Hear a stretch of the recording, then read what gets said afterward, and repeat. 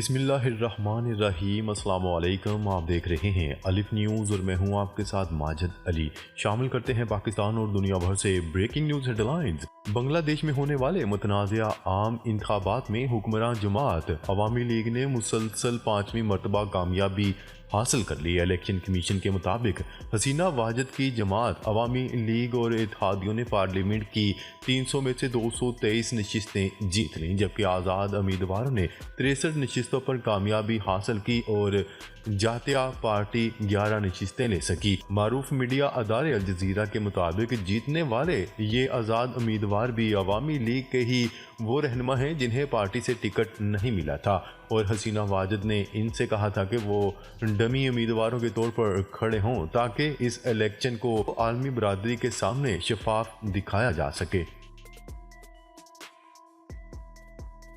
खबर के अगले हिस्से में बात करते हैं गजा में मकासद के हसूल तक जंग जारी रहेगी। इसराइली वज़ीर-ए-आज़म नेतन्याहू ने गजा में मकासद के हसूल तक जंग जारी रखने का ऐलान कर दिया।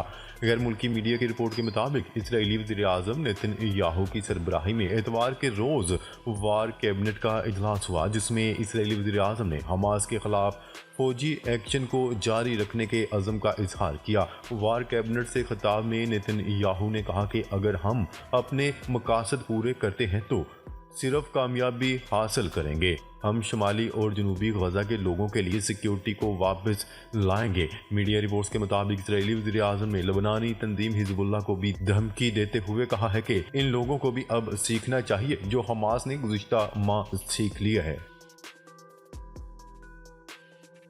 खबर के अगले हिस्से में बात करते हैं हिजबुल्लाह का इसराइली फौजियों पर मिसाइल हमला, टैंक तबाह, मुतअद्दिद हलाकतों की इतलात। लबनानी मज़ाहमती तंजीम हिजबुल्लाह ने इसराइली कस्बे अल मतला के नज़दीक इसराइली फौजियों पर मिसाइल हमला कर दिया। हमले में एक इसराइली टैंक भी तबाह कर दिया गया, जबकि मुतअद्दिद इसराइली फौजियों के हलाक और ज़ख्मी होने की भी इतलात हैं। हिजबुल्लाह की जानिब से जबल हरमोन के इसराइली फ़ज़ाई अड्डे पर भी 62 रॉकेट दागे गए, जिसके बाद इसराइली इलाकों में सायरन बज उठे। हिजबुल्लाह के ताज़ा तरीन हमलों के बाद इसराइली मीडिया ने तस्दीक कर दी कि मिसाइल हमले में एक घर को नुकसान पहुंचा है। ताहम इसराइली फौज ने हिजबुल्लाह के बेशतर रॉकेट मार गिराने का दावा किया है। दूसरी जानिब जंगी जुनून में मुब्तला इसराइली वज़ीर-ए-आज़म नेतन्याहू ने हिजबुल्लाह को बड़ी धमकी दे दी। इसराइली वज़ीर-ए-आज़म का कहना था कि सफारती ज़राए से मसला हल करने की कोशिश करें वरना दूसरा रास्ता निकालेंगे।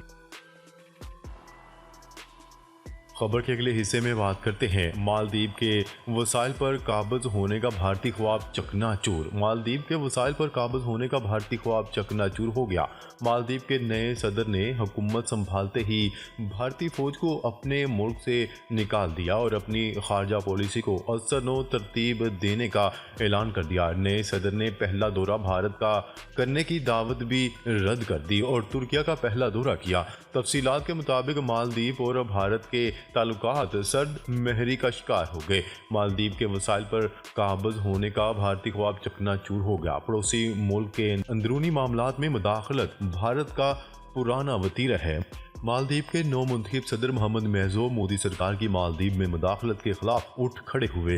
बैनुल-अक़वामी मीडिया की रिपोर्ट्स के मुताबिक सदारत का ओहदा संभालने के बाद मोहम्मद महजो ने भारत के दौरे की रवायत तोड़ते हुए पहला सरकारी दौरा तुर्किया का किया।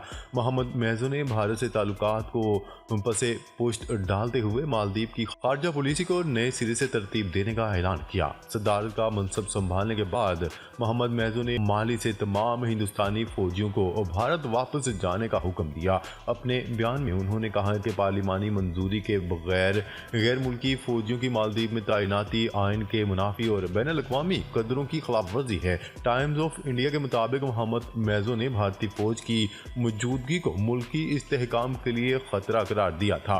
मोहम्मद महजो ने भारत को मालदीव के अंदरूनी मामलात में मुदाखलत से वाज़ेह तौर पर खबरदार किया। अल जज़ीरा की रिपोर्ट के मुताबिक मालदीव की जानिब से भारत को ये खुली बगावत और बराह रास्त निशाना बनाने का पैगाम है। खबर के अगले हिस्से में बात करते हैं इसराइली पार्लियामेंट के बाहर धरना, हुकूमत से मुस्ताफ़ी होने का मुतालबा जोर पकड़ने लगा। मकबूजा बैतुल मक़दस में पार्लियामेंट की इमारत के बाहर दर्जनों अफराद ने धरना देते हुए हुकूमत से मुस्ताफ़ी होने और नए इंतखाबात कराने का मुतालबा कर दिया। नेतन्याहू की हुकूमत 7 अक्टूबर के हमले के बाद मकबूलियत खो रही है।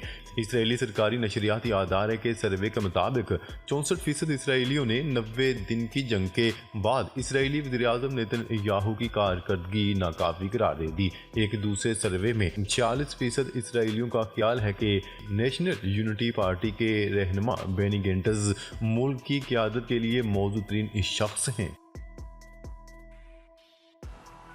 खबर के अगले हिस्से में बात करते हैं, इसराइल ने हमास के 30 अहदाफ को निशाना बनाने का दावा कर दिया। इसराइली फौज के तर्जुमान का कहना है कि जनूबी गजा में हमास के 30 अहदाफ को निशाना बनाया गया। दूसरी जानिब इसराइल ने हिजबुल्लाह के हमले में अपने एयरबेस को भारी नुकसान पहुंचने का भी एतराफ़ कर लिया। इसराइली अखबार का कहना है कि इसराइल के पास हिजबुल्लाह के एंटी टैंक रॉकेट का कोई तोड़ नहीं। शुमाली इसराइल में मैरून बेस पर हिजबुल्लाह ने 62 रॉकेट दागे थे। अलावा इसराइली वज़ीर-ए-आज़म नेतन्याहू का कहना था कि हमास ने चंद माह में जो कुछ सीखा, हिजबुल्लाह को भी इससे सबक लेना चाहिए।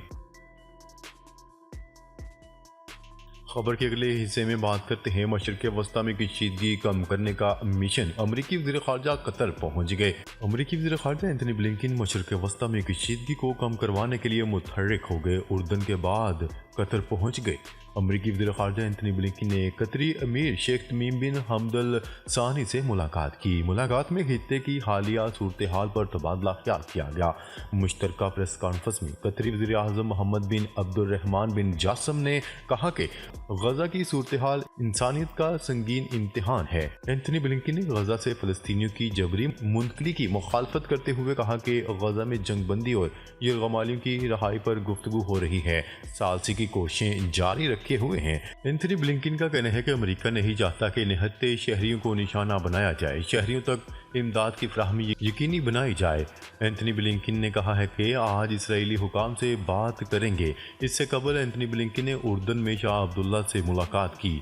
मुलाकात में शाह अब्दुल्ला ने इन्हें गजा में जंग जारी रहने के तबाहकुन नताइज से खबरदार किया और फौरी जंगबंदी का मुतालबा किया। इसराइली वज़ीर ख़ारजा ने गुज़िश्ता रोज़ इस्तांबुल में तुर्क सदर रजब तय्यिप एर्दोग़ान और तुर्क हम मनसब से भी मुलाकात की।